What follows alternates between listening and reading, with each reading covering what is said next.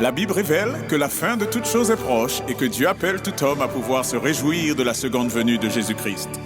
L'objectif de cette présentation est de vous préparer à être du nombre de ceux qui gardent les commandements de Dieu et le témoignage, la foi de Jésus-Christ. Je dis bonjour à toutes et à tous et je souhaite la bienvenue à chacun et un bon sabbat, quel que soit l'endroit où vous écoutez ce message, que ce soit en direct ou en différé, sur écran ou à la radio. Que la paix de Dieu notre Père et de son Fils notre Seigneur Jésus-Christ soit sur et avec chacun d'entre nous. Ce matin, le Seigneur m'a mis à cœur de donner un message spécial au peuple de Dieu.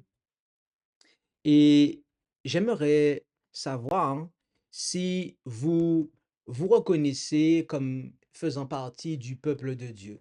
Est-ce que vous vous reconnaissez comme étant le peuple de Dieu? C'est-à-dire, est-ce que individuellement, vous vous considérez comme étant des enfants de Dieu? J'aimerais savoir si c'est le cas. Est-ce que chacun peut répondre?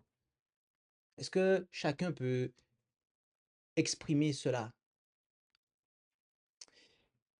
Nous allons prier et je vous invite à prendre la position qu'il convient avec moi pour la prière.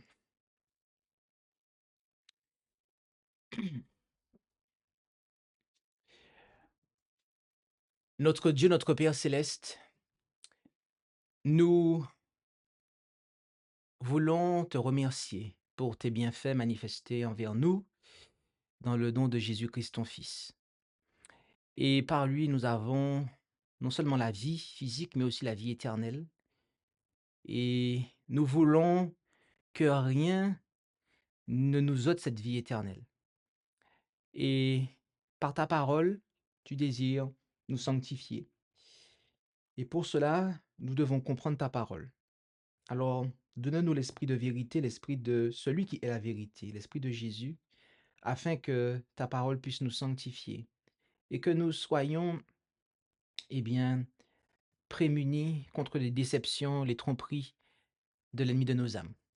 Et cela, nous te le demandons au nom de Jésus pour ta gloire. Amen.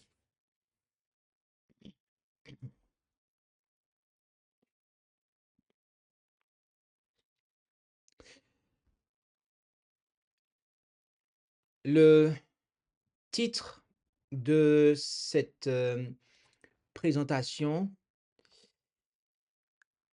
est l'appel des serviteurs de Dieu.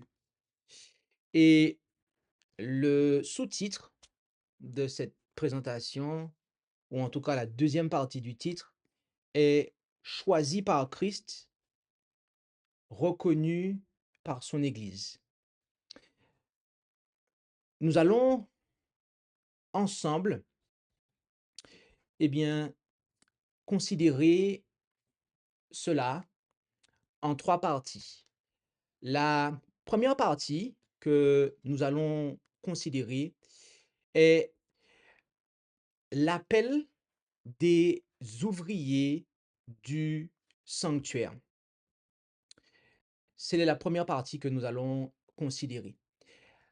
La présence de Dieu au sein de son peuple fut conditionnée au fait que ce dernier lui construise un sanctuaire conformément au modèle qui lui serait montré.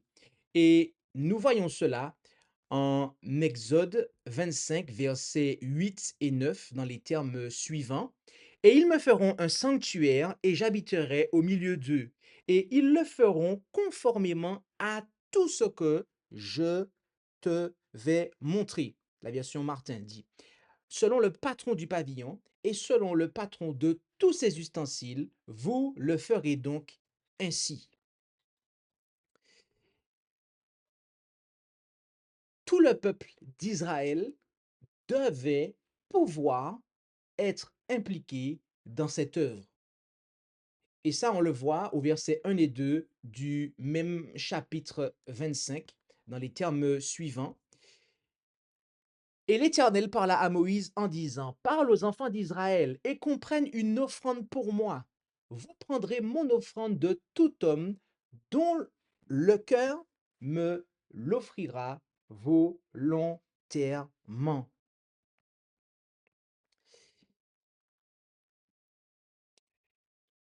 Bien que tout le peuple devait pouvoir être impliqué dans cette œuvre, Dieu avait cependant choisi et qualifié des hommes afin de conduire cette œuvre. Ce qu'il fit savoir au leadership terrestre de son peuple en la personne de Moïse. Et nous lisons cela en Exode 31, versets 1 à 6, dans les termes suivants. L'Éternel parla aussi à Moïse en disant, regarde, j'ai appelé par son nom Betsaléel, fils de Uri, fils de Hur, de la tribu de Juda, et je l'ai rempli de l'Esprit de Dieu, en sagesse, en intelligence, en science et en toutes sortes d'ouvrages, afin d'inventer des dessins pour travailler en or, en argent et en airain, dans la sculpture des pierres précieuses, pour les mettre en œuvre, et dans la menuiserie pour travailler en toutes sortes d'ouvrages. Et voici, je lui ai donné pour compagnon Aholiab, fils d'Aïsamak de la tribu de Dan, et j'ai mis de la science au cœur de tout homme d'esprit, afin qu'il fasse toutes les choses que je t'ai commandé. Notez qu'à ce stade, ces hommes étaient déjà non seulement appelés par Dieu, mais également qualifiés par lui pour accomplir l'œuvre. Le leadership terrestre du peuple de Dieu, en la personne de Moïse, n'a pas conservé cette information pour lui, mais il communiqua ce choix de Dieu à son peuple, tel qu'on peut le voir en Exode 35, versets 30 à 35, dans les termes suivants. Alors Moïse dit aux enfants d'Israël, voyez, l'Éternel a appelé par son nom Betsaléel, fils de Uri, fils de Hur, de la tribu de Juda, et il l'a rempli de l'Esprit de Dieu en sagesse, en intelligence, en science pour toutes sortes d'ouvrages, même afin d'inventer des dessins, pour travailler en or, en argent, en airain, dans la sculpture des pierres précieuses, pour les mettre en œuvre, et dans la menuiserie, pour travailler en toute œuvre exquise. Et il lui a mis aussi au cœur, tant à lui qu'à Aholiab, fils d'Aïsamak de la tribu de Dan, de l'enseigner. Et il les a remplis d'industrie pour faire toutes sortes d'ouvrages, d'ouvriers, même d'ouvriers en ouvrages exquis et en broderie, en pourpre, en écarlate, en cramoisi et en fin lin, et d'ouvrages de tissu, faisant toutes sortes d'ouvrages, en inventant toutes sortes de dessins. Rappelez-vous qu'avant que Moïse ne les accrédite aux yeux de son peuple, c'est-à-dire aux yeux du peuple de Dieu, avant même qu'il ne révèle leur identité à Moïse, Dieu avait déjà appelé et qualifié ces hommes. Mais bien qu'appelés et qualifiés par Dieu, ces hommes n'entrèrent dans leur fonction ou dans leur ministère uniquement après que leur nom n'ait été révélé au peuple de Dieu par son leadership terrestre en la personne de Moïse. Et ça se vérifie également dans les passages que nous allons prendre maintenant, en commençant par le premier, Exode 36, versets 1 et 2, où il nous est dit, et Betsaléel et Aholiab et tous les hommes d'esprit auxquels l'Éternel avait donné de la sagesse et de l'intelligence pour savoir faire tout l'ouvrage du service du sanctuaire firent selon toutes les choses que l'Éternel avait commandées. Donc on voit que après Exode 35, c'est à ce moment-là, Exode 36 nous dit que c'est à ce moment-là qu'ils sont rentrés dans leur fonction, dans leur ministère, qu'ils ont commencé à œuvrer. Pas avant en fait. Exode 37, verset 1 aussi. Puis Betsaléel fit l'arche de bois de Sittim. Il ne l'a pas fait avant. Non, c'est après. Et pareil, Exode 38, verset 22, et Betsaléel, fils de Uri, fils de Hur de la tribu de Juda, fit toutes les choses que l'Éternel avait commandées à Moïse.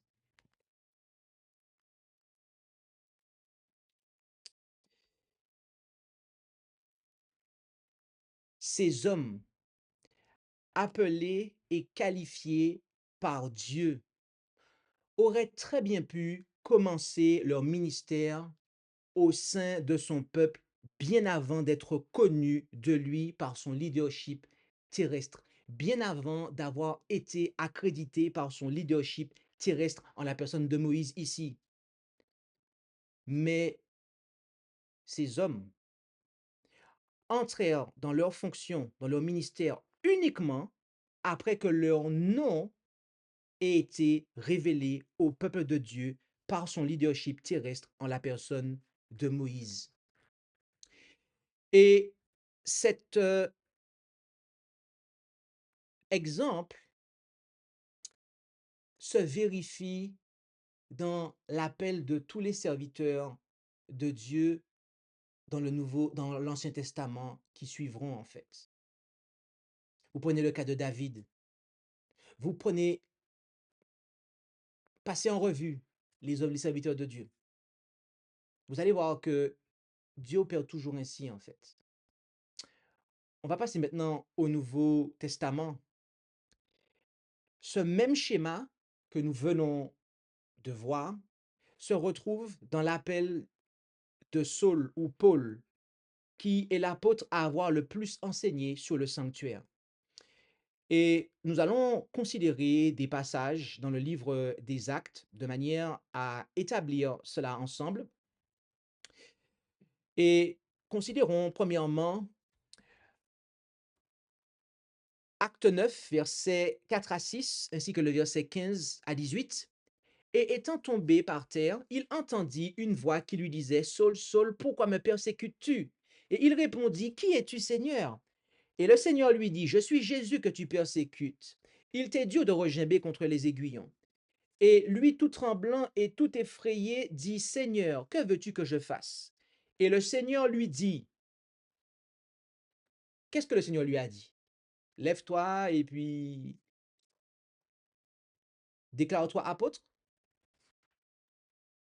Qu'est-ce que le Seigneur lui dit? Lève-toi et commence à œuvrer de manière indépendante. Qu'est-ce que le Seigneur lui dit? Lève-toi et va déclarer à mon peuple que et tu es apôtre. Qu'est-ce que le Seigneur lui dit, bien-aimé? Lève-toi et entre dans la ville, et là, il te sera dit ce que tu dois faire. Et après cela, nous passons au verset 15, mais entre le verset 6 et le verset 15, on nous parle d'Anania, un disciple et serviteur de Dieu, à qui le Seigneur est apparu, et il lui a expliqué. Anania a dit, oui, mais cet homme, il a persécuté, et le Seigneur lui a dit, je l'ai appelé. Je l'ai appelé. Et la suite, c'est le verset 15. Mais le Seigneur lui dit, donc Anania, va, car il met un vaisseau, un instrument, autrement dit, un vase, que j'ai choisi pour porter mon nom devant les gentils. D'accord? Donc, Dieu a révélé à Anania, il a révélé à Anania que il avait appelé Saul à être un ministre, autrement dit un apôtre. Et ça se vérifie dans le passage qui est en bas, acte 26, versets 15 à 16. Ça, de manière très claire. Qui es-tu, Seigneur? Là, il reprend. Je suis Jésus que tu persécutes. Mais lève-toi et te tiens sur tes pieds, car ce que je te suis apparu, c'est pour t'établir ministre et témoin, tant des choses que tu as vues que de celles pour lesquelles je t'appartiendrai. Je précise pour ceux qui suivent à l'écran que je viens de lire Acte 26, versets 15 et 16, qui est en bas de la slide. Donc j'ai fait une pause dans la lecture du haut pour compléter la première partie avec ce qui est en bas. Donc les deux parties qui sont soulignées en jaune se complètent. Ce que Dieu était en train de dire à Ananias, c'est qu'il avait choisi Saul pour être un ministre de l'évangile, un apôtre, autrement dit. Et on revient au verset 15, donc, de Acte 9. Et donc, il lui dit, car il met un vaisseau que j'ai choisi pour porter mon nom devant les gentils et les rois et les enfants d'Israël. Car je lui ai montré combien il aura à souffrir pour mon nom. Anania, donc, avec cette confirmation de Dieu, s'en alla et entra dans la maison. Et qu'est-ce qu'il a fait? Il a imposé les mains à Saul et lui a dit, mon frère. Pourquoi il lui a dit mon frère? Parce que Dieu lui avait révélé qu'il l'avait choisi. Le Seigneur Jésus qui t'est apparu dans le chemin par où tu venais m'a envoyé afin que tu recouvres la vue et que tu sois rempli du Saint-Esprit. Et aussitôt, il tomba de ses yeux comme des écailles, et à l'instant, il recouvra la vue, puis il se leva et fut baptisé.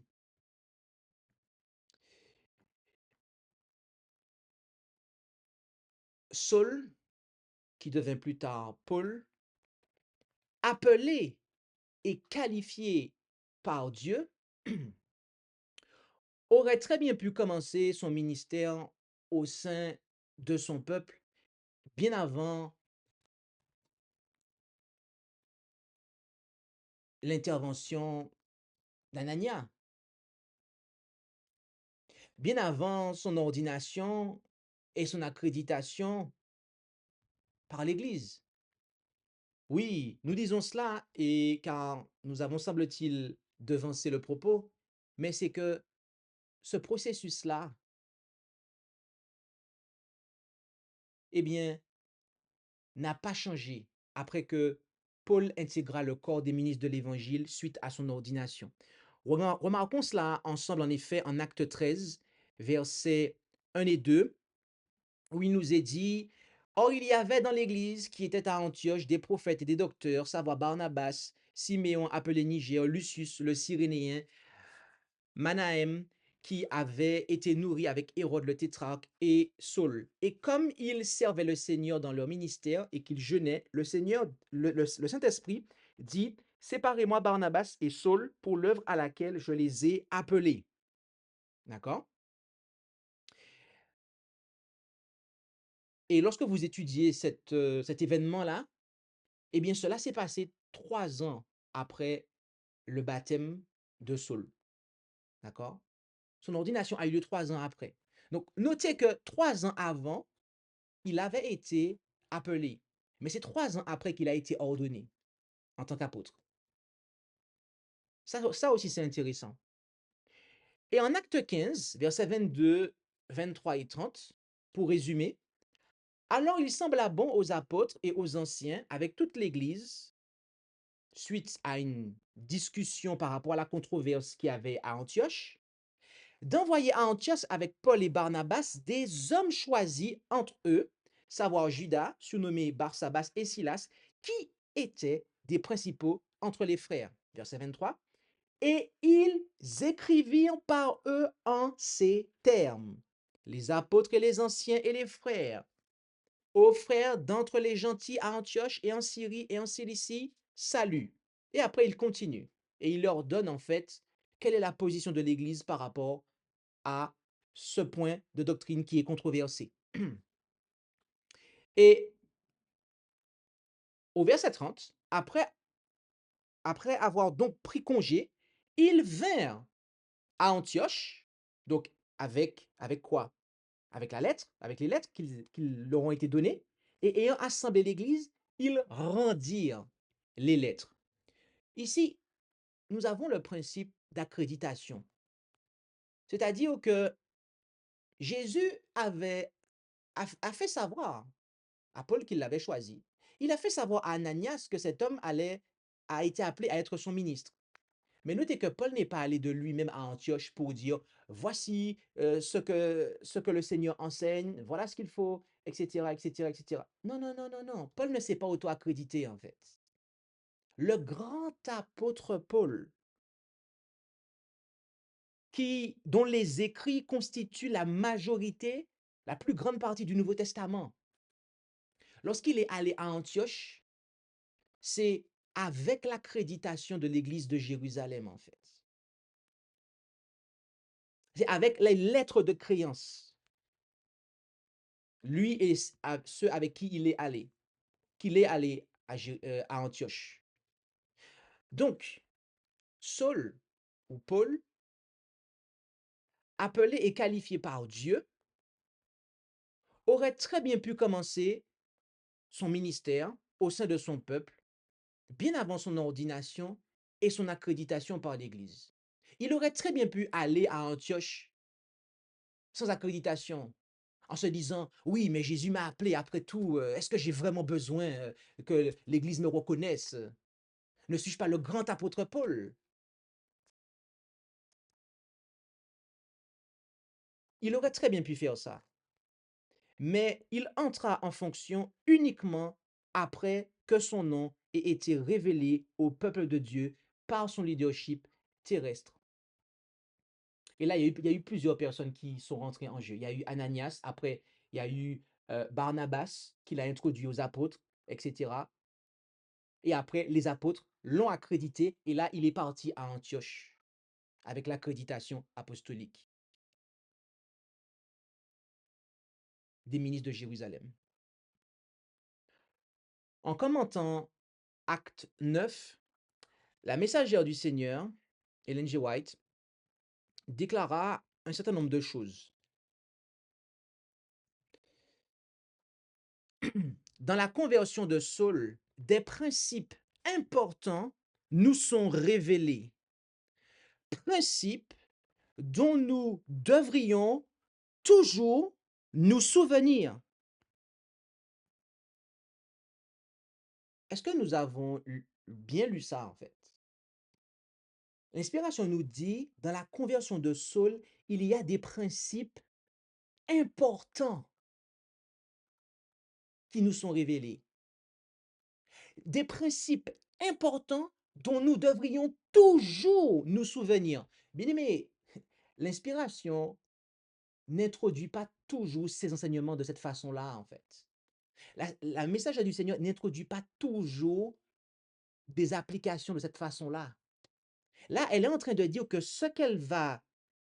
les applications qu'elle va venir faire ici, les leçons qu'elle va venir souligner ici, non seulement sont importantes, mais qu'il va falloir toujours s'en rappeler, en fait. Toujours s'en rappeler. Et la raison pour laquelle nous donnons ce message, c'est parce que ces principes importants semblent être oubliés.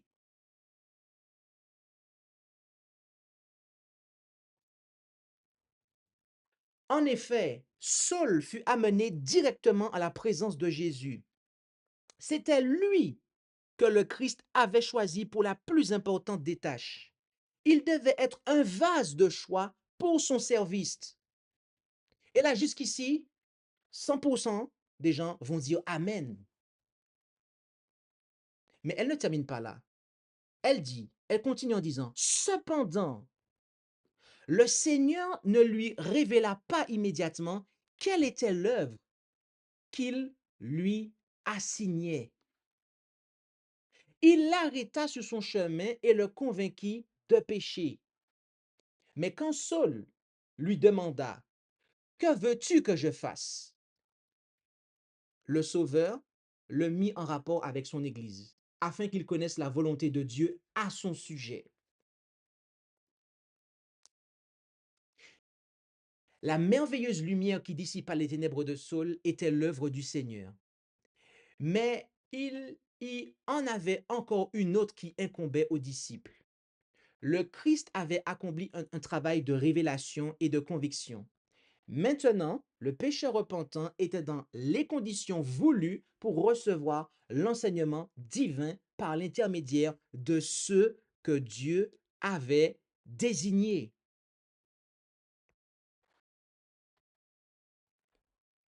Bien-aimés,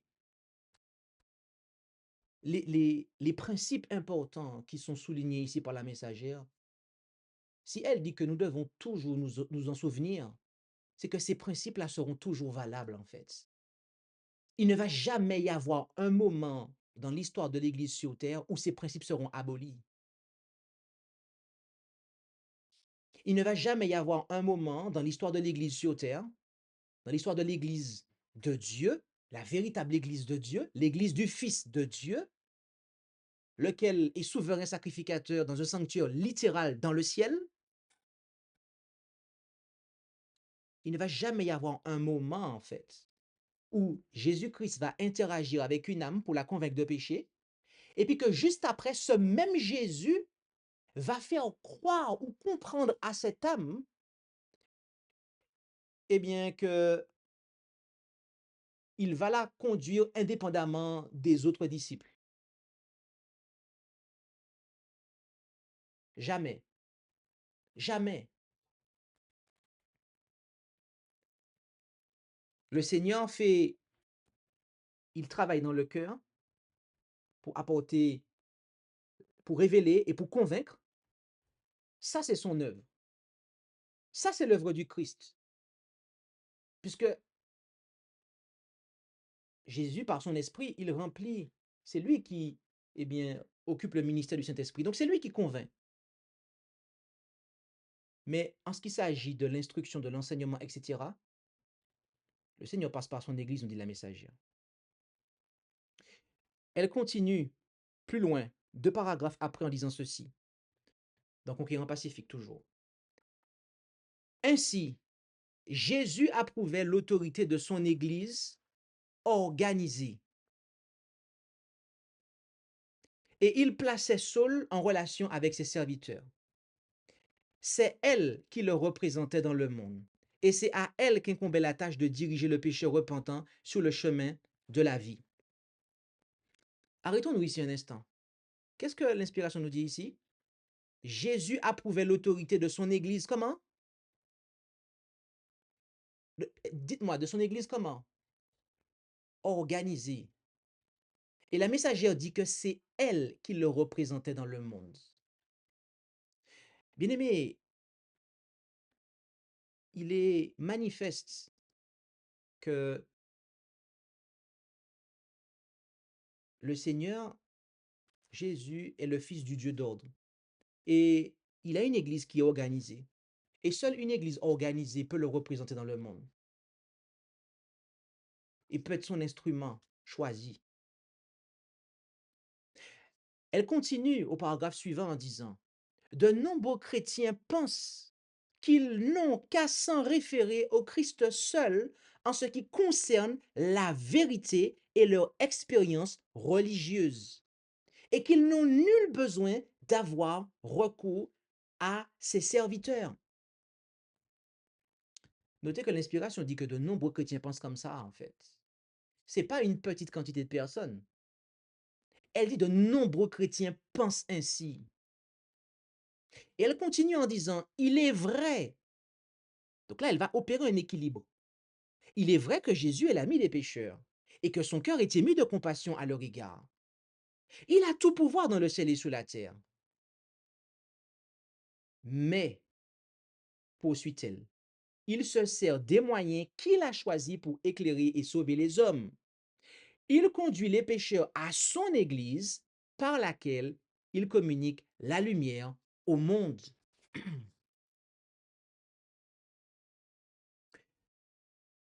Dans le dernier paragraphe de cette slide, lorsque, égaré dans ses erreurs et ses préjugés, Saul eut la révélation du Christ qu'il avait persécuté, il fut mis en relation directe avec son Église, qui est la lumière du monde.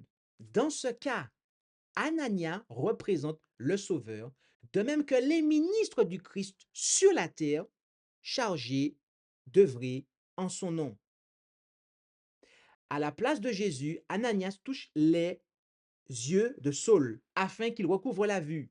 À sa place, il lui impose les mains et il prie en son nom pour que Saul reçoive le Saint-Esprit. Tout est accompli au nom et par l'autorité du Christ. C'est lui qui est la source, l'Église est le canal par lequel il se révèle.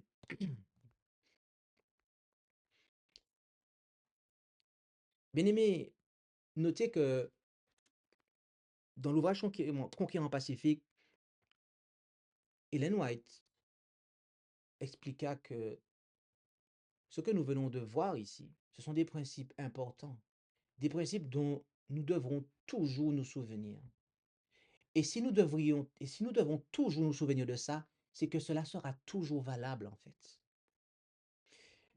Nous avons vu que Dieu opère ainsi, c'est-à-dire lorsqu'il appelle quelqu'un, il le lui fait savoir. Mais il ne s'arrête pas là. Il le fait savoir aussi à son peuple,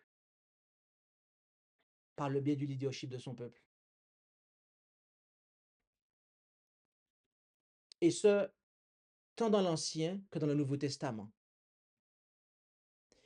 Maintenant, nous allons considérer l'appel des serviteurs après 1844. Notez que ce qui a été révélé à la messagère, toujours en ligne avec ce que nous venons de voir. J'ai vu que Dieu avait confié à ses ministres choisis le devoir de décider qui était apte à l'œuvre sainte. Et en union avec l'Église et les gages manifestes du Saint-Esprit, il devait décider qui devait y aller et qui était inapte à y aller.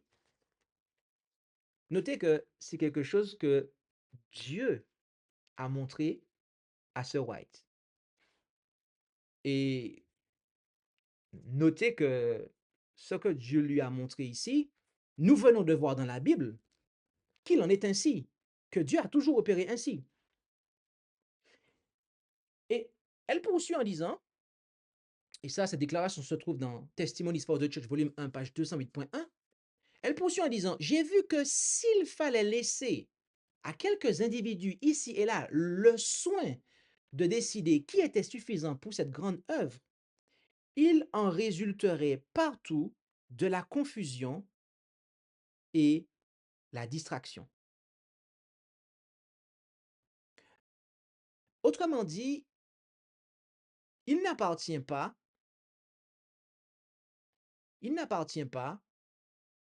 à quelques individus ici et là, il n'appartient pas à un groupe ou à une église locale de décider à elle seule qui peut être ministre de l'Évangile, qui peut se lever pour se mettre à organiser, baptiser des âmes, organiser des églises, etc. Non. Dieu a montré que cela doit être décidé de la façon suivante. C'est un devoir qui a été confié aux ministres et ils doivent décider cela en union avec l'Église et les gages manifestes du Saint-Esprit.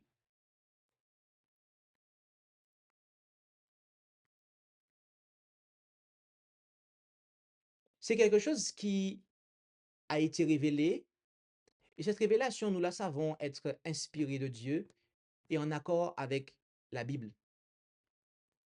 Nous venons de le voir dans le cas de Betsaleel et d'Aholiab. Nous venons de le voir dans le cas de Paul. Dieu opère ainsi. Mais à l'époque où cette sœur écrivait cela, il y avait au sein de l'Église de laquelle elle était membre des hommes qui n'étaient pas d'accord avec elle. Des hommes qui n'étaient pas d'accord avec ce que nous avons vu dans la Bible là. Et nous allons prendre simplement les propos d'un seul homme, d'un seul de ces hommes, lequel illustre la pensée de tous les autres avec qui il s'était associé et allié, notamment J.H. Kellogg et compagnie, etc., etc. Un homme qui a fait partie du peuple de Dieu pendant un certain temps. Un homme qui a même apporté des vérités à l'Église de Dieu pendant un certain temps. Mais à un moment, il a commencé à dériver. Et la quintessence, l'essence de sa pensée est présentée ainsi. En 1908, il a amené à maturité son raisonnement qu'il avait déjà en réalité bien avant. Et voilà ce qu'il a fini par conclure. A.T. Jones, la liberté religieuse, dit-il, est l'exemption de l'homme de la domination d'autrui ou de circonstances restrictives.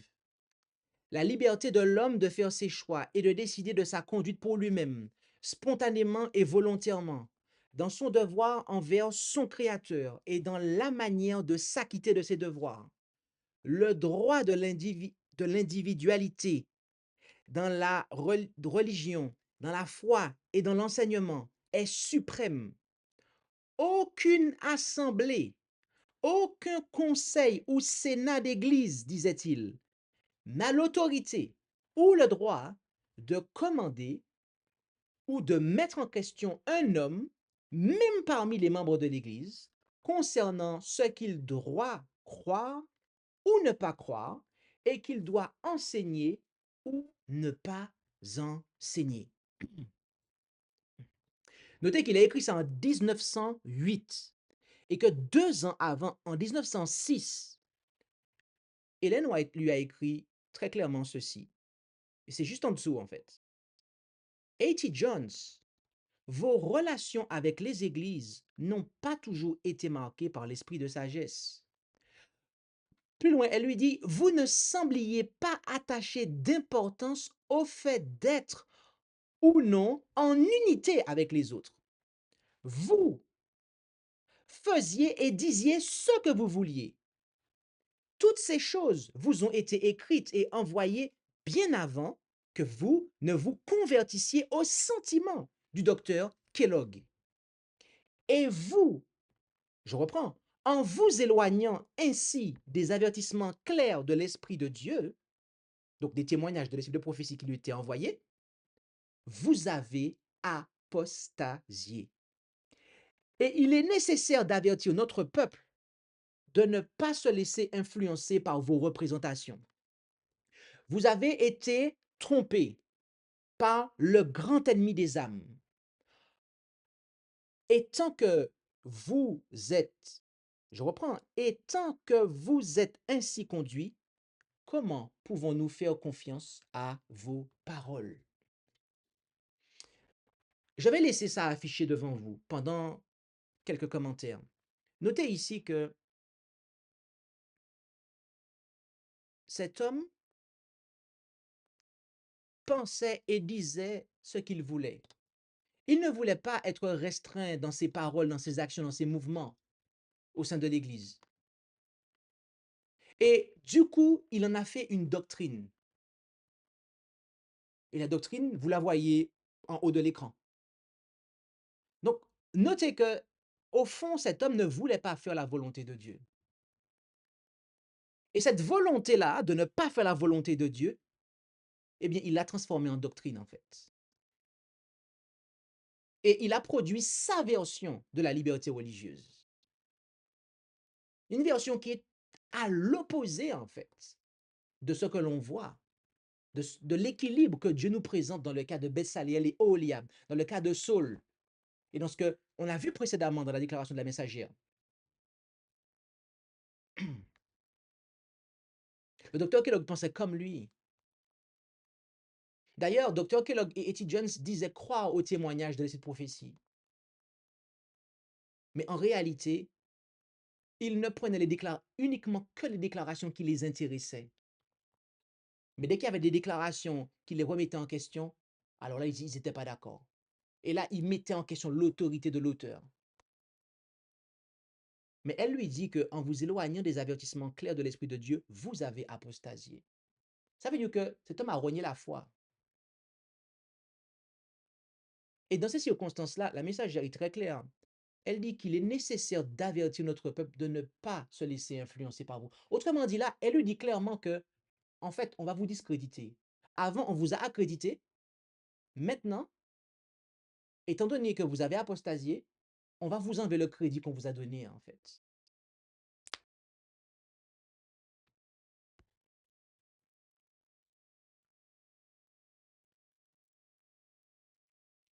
Est-ce que vous réalisez cela, en fait? Cet homme à la fin de sa vie, il a continué à observer le sabbat. Il a continué à croire dans les principales doctrines de l'Église adventiste, à ce qu'on sache. Mais à la fin de sa vie, en fait, il s'est associé avec une branche évangélique, type pentecôtiste, etc., en fait. Et il disait être toujours en accord avec les vérités bibliques portées par les adventistes. Mais Dieu, par sa messagère, a dit qu'il avait apostasié. Pourquoi? Pour quelle raison? Est-ce que vous savez pour quelle raison Dieu a dit qu'il a apostasié? Pour quelle raison a-t-il apostasié? En un mot, comment résumer la raison de son apostasie?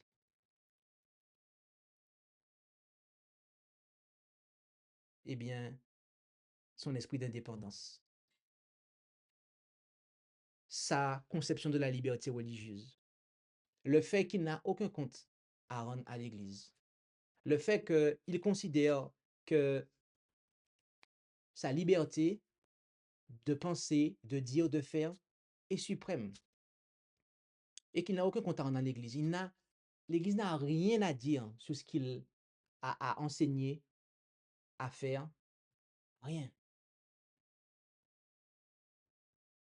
Mais ce n'est pas ainsi. Le Dieu qui habite dans le sanctuaire céleste, lorsqu'il a donné l'image terrestre, il a dit, vous le ferez comme je vous le montrerai. Et la gloire de Dieu a été manifestée dans le sanctuaire terrestre après qu'ils ont fait comme Dieu avait ordonné. Et Dieu avait choisi des hommes pour ça. Ce n'était pas n'importe qui faisait du n'importe quoi. Mais aveuglé par sa volonté de penser et de dire ce qu'il a envie de dire, E.T. Jones n'a semble-t-il pas considéré cette réalité-là, qui nous est enseignée dans l'appel de Bezalel et Oliab, qui nous est enseignée dans l'appel de Saul et Paul, etc., notamment dans son ordination et son accréditation. Et il a développé cette théorie-là après avoir été flatté par le docteur Kellogg.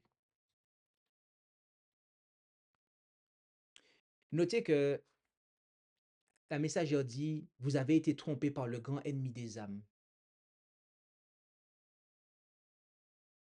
Cette pensée de A.T. Jones, ces propos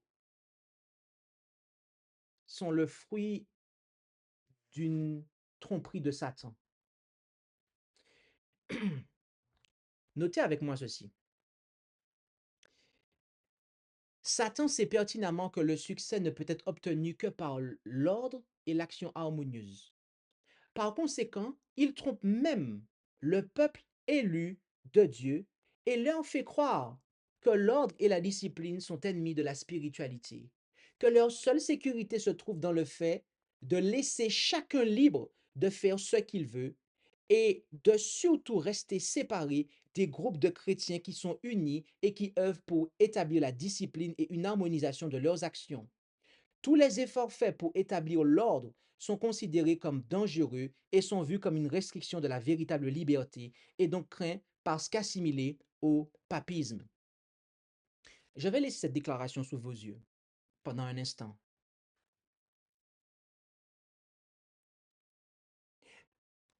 Notez une chose, bien-aimés. Et d'ailleurs, j'aimerais savoir, est-ce que vous vous considérez comme faisant partie du peuple de Dieu? Je ne sais pas quelle a été votre réponse tout à l'heure quand je vous ai posé cette question au début de la présentation, mais est-ce que jusqu'à présent, vous vous considérez comme faisant partie du peuple de Dieu? C'est parce que si c'est le cas, ce message vous concerne en fait. Si ce n'est pas le cas, vous pouvez passer votre chemin. Mais si vous vous considérez comme faisant partie du peuple de Dieu, ce message vous concerne. Il y a des principes très importants dont vous devez toujours vous rappeler, en fait. Satan trompe même le peuple de Dieu. Donc des gens qui se considèrent comme faisant partie du peuple de Dieu. Des gens que Dieu considère comme étant son peuple, je dirais aussi. Des gens que Dieu appelle mon peuple.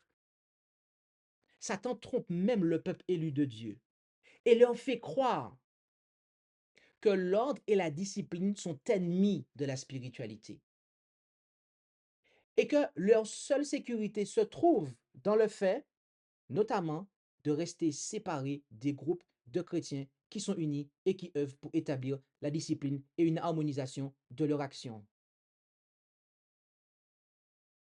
Et quel argument il utilise pour ça?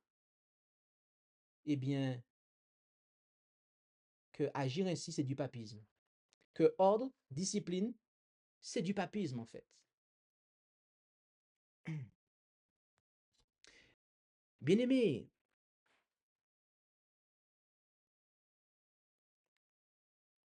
vous savez,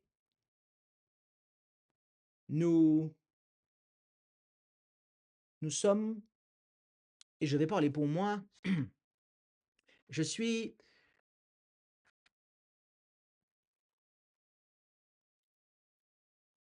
membre d'une église organisée, de l'église adventiste du 7e jour historique de 1889, laquelle a une conférence mondiale qui regroupe plusieurs conférences, la conférence des États-Unis, la conférence de France, la conférence des Philippines. Récemment, en février, l'Ouganda nous a rejoints et d'autres pays sont en train de candidater pour nous rejoindre. Nos ouvriers sont accrédités, comme vous pouvez le voir ici, au niveau des officiers de la conférence mondiale, au niveau aussi des ouvriers de la conférence de France. Les ouvriers ont leur accréditation et tout cela a été fait en conformité avec le plan que nous avons vu qui, au travers de l'exemple de Betsaleel et Aholiab, euh, et aussi de ce que nous avons vu euh, au travers de l'appel de Paul. Nous, et je vous prie de m'excuser si il y avait ce n'était pas une volonté de masquer des visages, c'est juste que, voilà, je vais reprendre pour vous, c'est que la chose a été masquée, c'était un filtre blanc. Ok, je reprends. Et voyez-vous, Dieu est un Dieu d'ordre. Dieu est un Dieu d'ordre, bien-aimé. Ah, il n'y a que l'ordre qui peut le représenter. Il n'y a qu'une église organisée qui peut le représenter sur cette terre.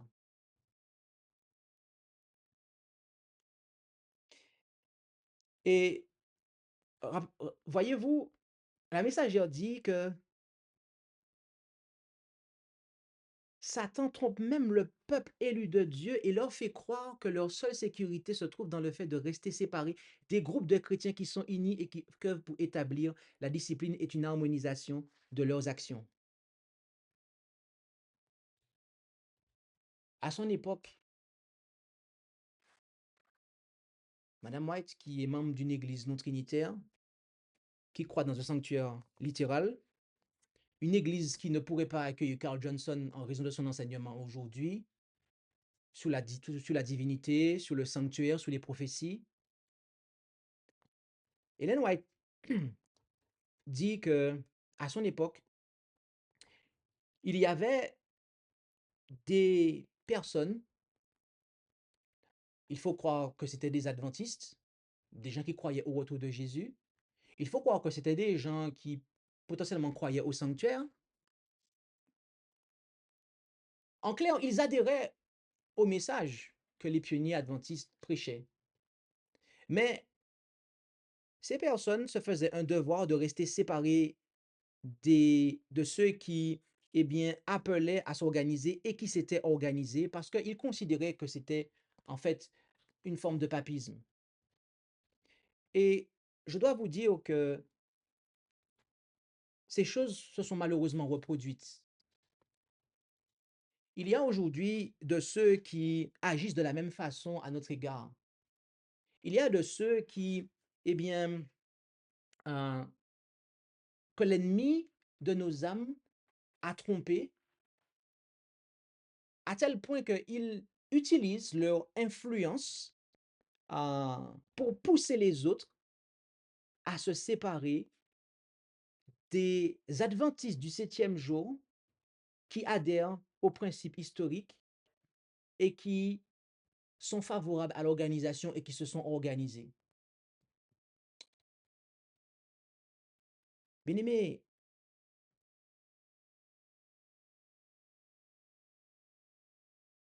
disons les choses franchement, ces personnes sont des personnes que Satan a trompées.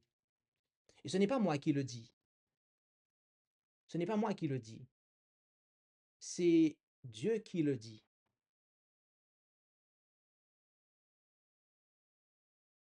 Satan se plaît à voir des gens penser comme ça.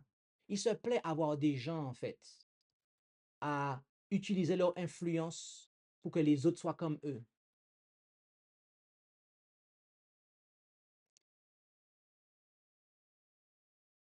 Je crois que vous vous considérez comme faisant partie du peuple de Dieu.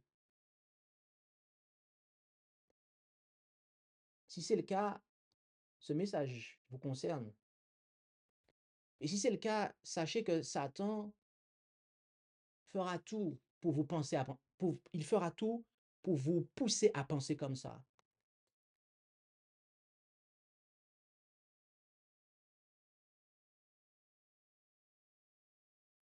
Mais j'ai une question.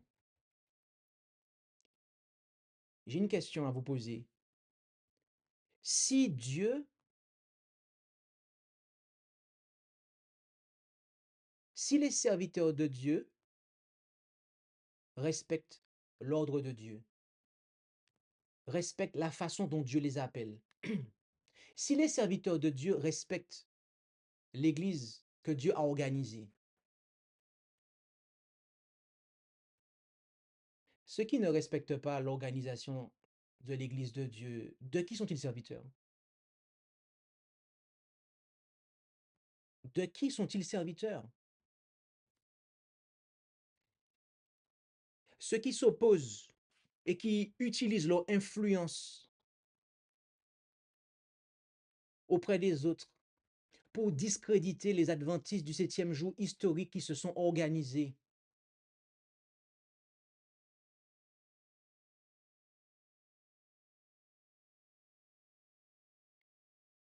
De qui sont-ils serviteurs?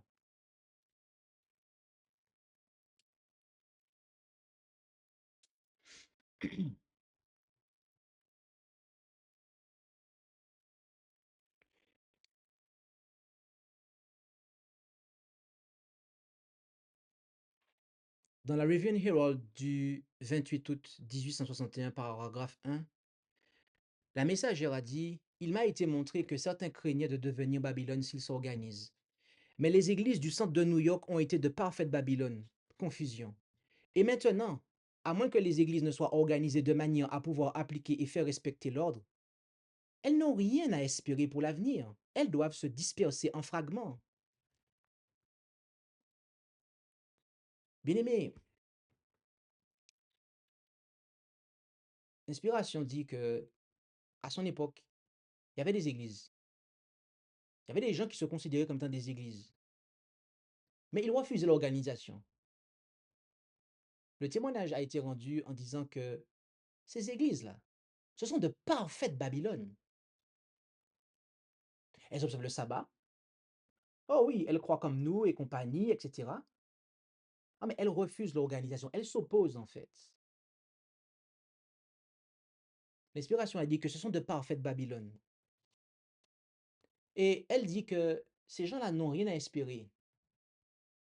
Il y a une déclaration de la messagère comme ça, où elle dit: Nous n'avons rien à craindre pour l'avenir. ce n'est d'oublier la façon dont Dieu nous a conduits dans notre histoire passée, ainsi que son enseignement. Lorsqu'elle dit son enseignement, elle fait allusion aux principes fondamentaux des 50 dernières années, mais lorsqu'elle dit la façon dont Dieu nous a conduits par le passé, regardez le contexte dans l'original anglais, vous verrez qu'elle parle en fait de la façon dont Dieu a conduit son peuple à s'organiser en fait. Ces gens-là vont partir en fragments, dit-elle. Et voyez-vous, Dieu, Dieu nous appelle, il appelle son peuple à sortir de Babylone. Apocalypse 18, versets 2 et 4. Il dit que Babylone la grande est tombée, et au verset 4, il appelle son peuple à en sortir.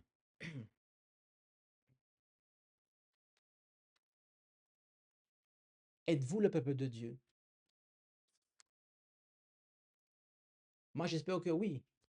J'espère que vous vous considérez comme étant enfant de Dieu. Mais la deuxième question que j'ai à vous poser, c'est où êtes-vous? Êtes-vous dans Babylone ou hors de Babylone?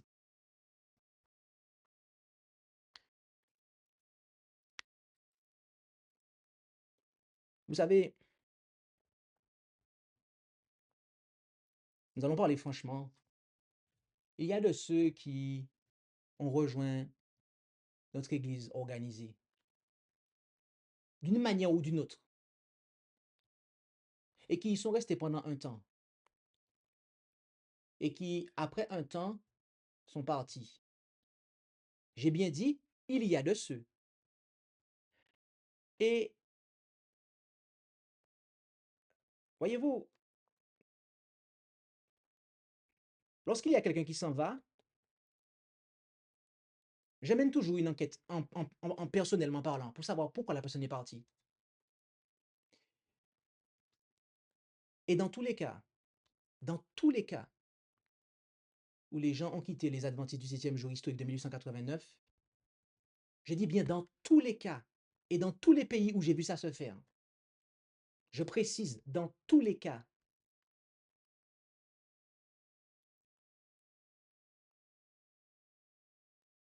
ces personnes, de près ou de loin,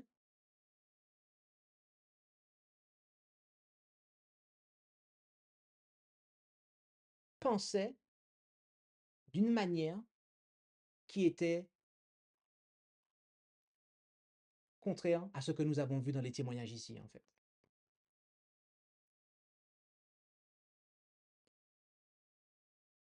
Et dans la plupart des cas, quelques temps après, quelques années après, ces personnes sont soit retournées dans l'église nominale, ou elles ont carrément quitté l'adventisme et sont devenues évangéliques.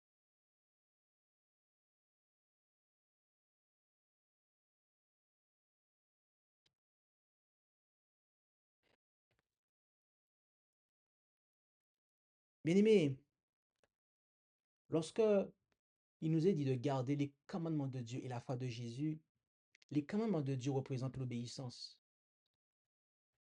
Et lorsque Dieu nous dit quelque chose, lorsqu'il nous montre son ordre et qu'on refuse de s'y soumettre,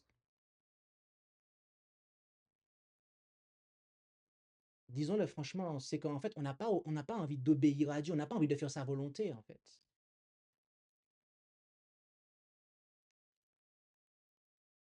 Je ne peux pas dire que les adventistes qui adhèrent au principe de 1889 et qui refusent de s'organiser et qui même combattent, qui nous combattent, je ne peux pas dire que ce sont des gens qui gardent les commandements de Dieu, en fait, et ni même qui s'évertuent à les garder, même s'ils gardent le sabbat.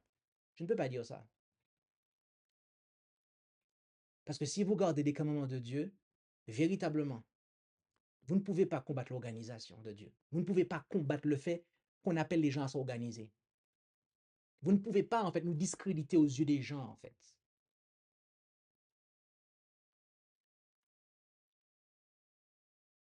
Et malheureusement, il y en a qui sont sensibles à ce discours-là, en fait.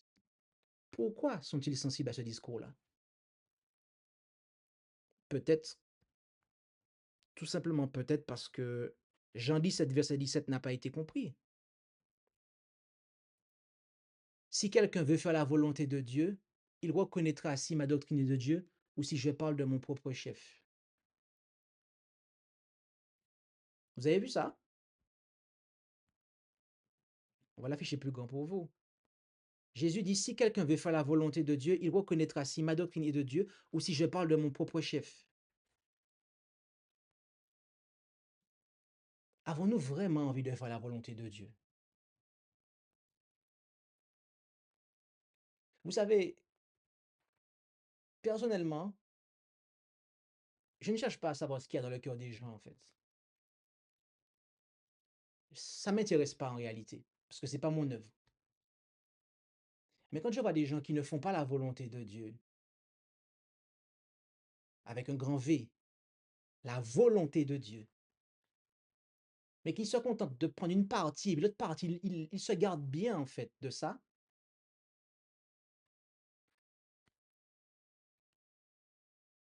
c'est très clair. C'est très clair. Lorsque des gens combattent la vérité, c'est qu'ils ne veulent pas faire la volonté de Dieu. Disons-le franchement, ils ne veulent pas faire la volonté de Dieu. Parce que s'ils voulaient faire la volonté de Dieu, ils ne combattraient pas la vérité, ils l'encourageraient. Ils ne combattraient pas l'organisation, ils l'encourageraient. Ils n'agiraient pas comme Etty Jones. Ils ne penseraient pas comme Etty Jones a pensé à compter de 1905 et jusqu'à sa mort. Ils ne penseraient pas comme lui. Leur bouche ne serait pas entendue pour dire des choses comme lui, en fait. Non, ce n'est pas vrai. Bien-aimés, nous allons conclure avec deux passages. Nous allons conclure avec deux passages. Et le premier se trouve en Apocalypse 1, versets 10, 12 et 13.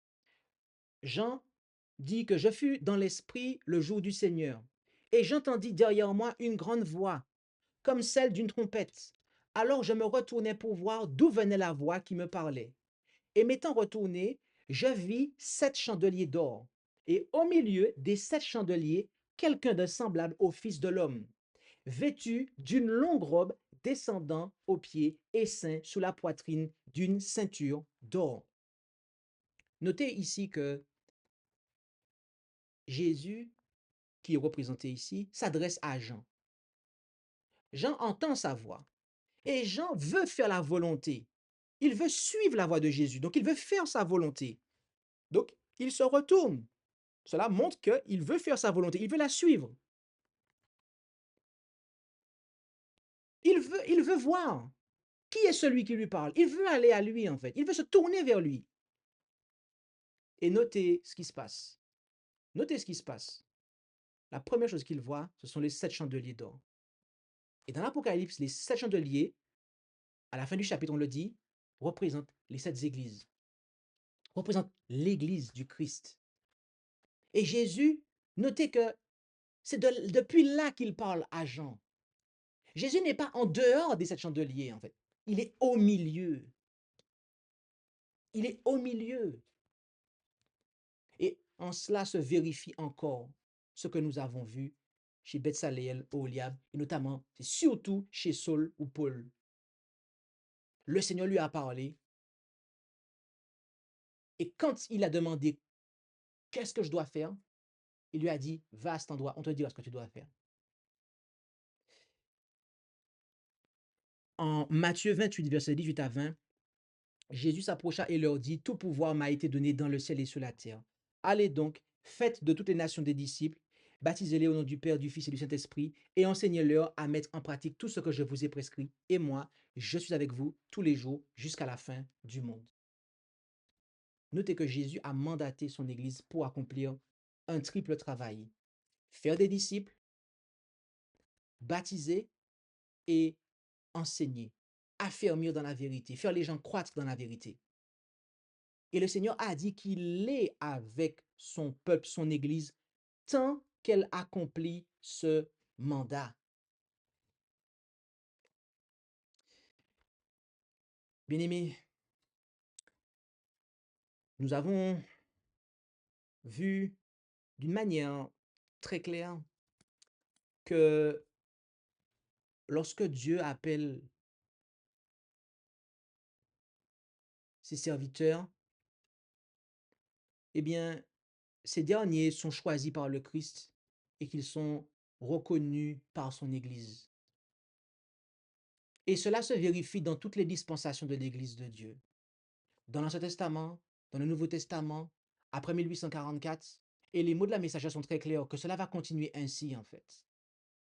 Et que cela est tellement important que nous devons nous souvenir de ces principes importants, nous devons toujours nous souvenir de ça. Êtes-vous le peuple de Dieu? Vous considérez-vous comme le peuple de Dieu?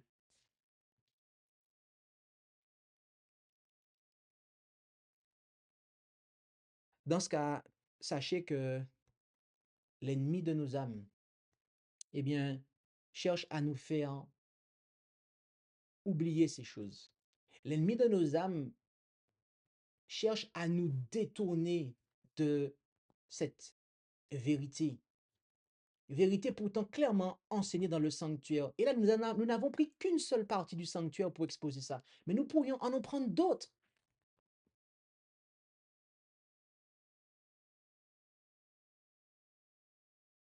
Plaise à Dieu que nous puissions comprendre ces choses. Et plaise aussi à Dieu que nous puissions également ne pas nous laisser séduire par des voix, par des personnes qui n'ont pas envie de faire la volonté de Dieu et qui vont avec toutes sortes d'arguments venir nous voir pour nous amener à penser comme eux et pour au final de compte nous faire croire que le peuple de Dieu peut se passer d'organisation, que en fait ce n'est pas nécessaire de procéder ainsi. Et toutes sortes d'accusations, papisme, c'est trop rigide, etc., etc., en fait. Parce qu'on a vu que les pionniers adventistes étaient accusés d'être des papistes. Et je veux dire, c'est une grosse accusation quand même. Quand vous dites à des gens, vous êtes des papistes, on a l'impression on les a touchés et qu'ils sont finis en fait. Mais ça, c'est une tromperie. Regardez le caractère vicieux de la chose en fait. Satan a mis en place la papauté et plus tard, au sein du protestantisme, au sein de l'adventisme, il vient séduire des hommes pour accuser les serviteurs, pour accuser, ces hommes-là après, qui sont séduits, ils vont accuser les serviteurs de Dieu d'être des papistes.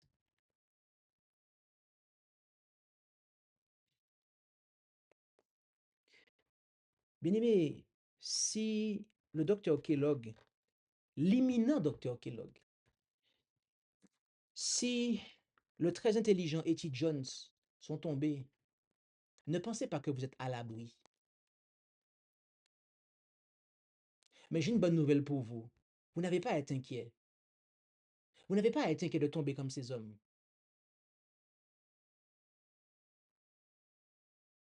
Votre seul souci, votre seule inquiétude doit être chaque matin, est-ce que tu veux faire toute la volonté de Dieu? Et de répondre oui, toute la volonté de Dieu. Voici votre seul souci en fait. Tant que vous répondrez oui, je ferai la volonté de Dieu et toute la volonté de Dieu, même si cela me demande de renoncer à moi-même, même si cela me demande de revenir sur ce que j'ai dit ou sur ce que j'ai fait. Tant que vous voudrez faire toute la volonté de Dieu, vous allez comprendre la doctrine de Jésus. Vous allez grandir dans la doctrine de Jésus. Et vous n'allez pas tomber comme certains hommes sont tombés. Puisse Dieu nous bénir abondamment. Nous qui professons aujourd'hui être son peuple. Et puissions-nous répondre à son appel, comme il nous a montré que nous devons répondre à son appel. Maranatha. Amen. Je vous invite à prier afin de conclure, en prenant là où c'est possible la position qui convient pour la prière.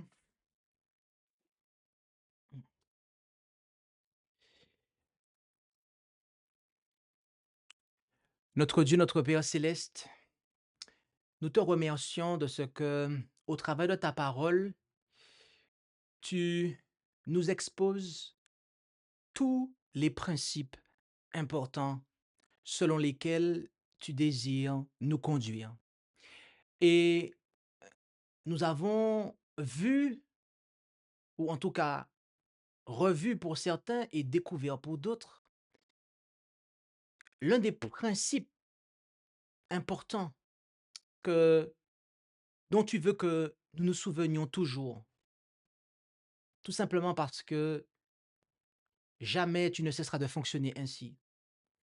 À savoir que lorsque tu appelles un serviteur, mais aussi une servante, eh bien, ce dernier est certes appelé et qualifié par ton Fils Jésus-Christ pour l'œuvre, mais il sera aussi reconnu par ton Église.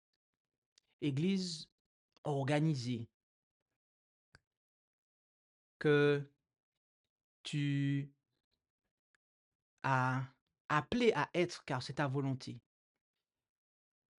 Aide-nous, Père Céleste, à comprendre cela et par conséquent à ne pas tomber dans les pièges du malin, à ne pas être séduit par les faux raisonnements que tiennent celles et ceux qui, aujourd'hui encore, ne veulent pas faire ta volonté entièrement et qui, comme des apostats d'autrefois, veulent entraîner d'autres dans leur sentier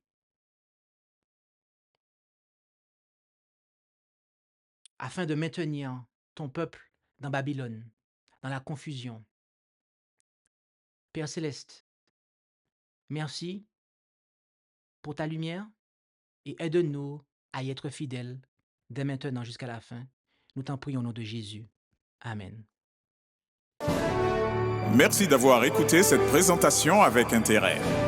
Pour plus d'informations, consultez notre site internet lereste.org et suivez-nous sur Facebook ainsi que sur YouTube à @lereste.